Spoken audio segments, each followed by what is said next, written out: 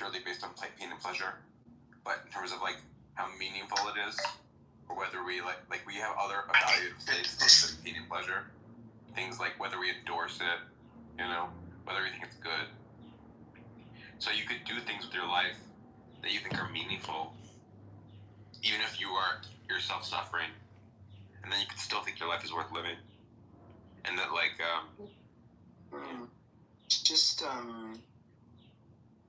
I think I disagree with that. No, actually, I know I disagree with that because, if you're, obviously, we're not talking specifically about Maslow's hierarchy of needs, but let's just consider that for one moment.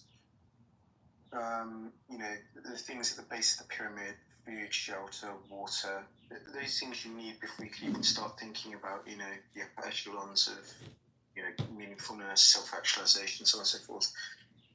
But, one of the things which I don't see in that pyramid is pain and suffering, gratuitous, continuous, terminal pain and suffering, which I'm not saying I'm the worst in the world, but I'm certainly experiencing it, every single day from waking up to falling asleep. So I'd love to do the things that you're recommending that I try and do, but I simply can't. It's just to come on this app. It's nice to speak to people, but I can't. I'm bedridden. I can't even get out of bed. What's going on, man? What are you afflicted by? I don't really want to go into it, but it's neurological and neuromusculature problems. I'm sorry. Hey, man, I'm sorry to hear that, man. No, thank you. Thank you for talking to me. I appreciate it. So my voice is failing as well, so it's part of the illness. Well, Sebastian, I think that you're I can tell that you're a thoughtful person, an intelligent person. I tell you what. I'll tell you something. I wish I wasn't. I swear to God, I wish that I wasn't. I'm only just intelligent enough to understand these concepts at a surface level. And I hate that about myself. I wish that I was, significantly lower in terms of, I would just consider myself as average to below average intelligence. Quite frankly, I prefer to be completely and utterly, I don't want to say the wrong word, but I prefer not to be able to even think about these things. I understand, Sebastian. Scripture. You're not average. I can tell that you're an insightful person. I can tell that you're a thoughtful person. And what you can do, if you can't get out of bed, you can write blog posts. You can get your ideas out there. You know what I mean? There are things that you could do with being bedridden.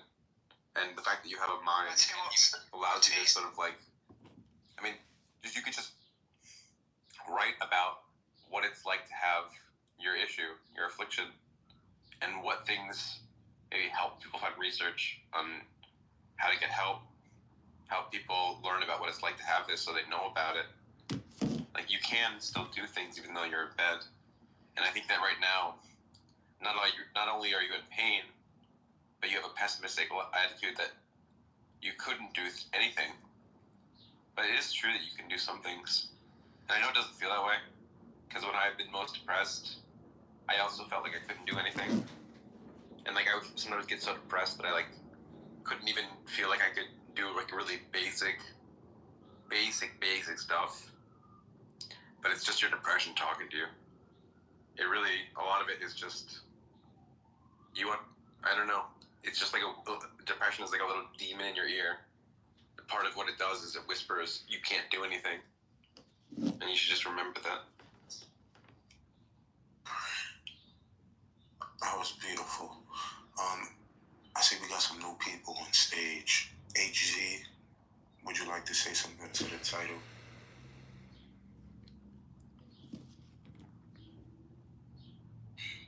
I guess not. Toast, would you like to say something?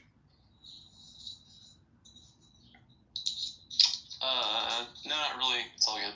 Good room.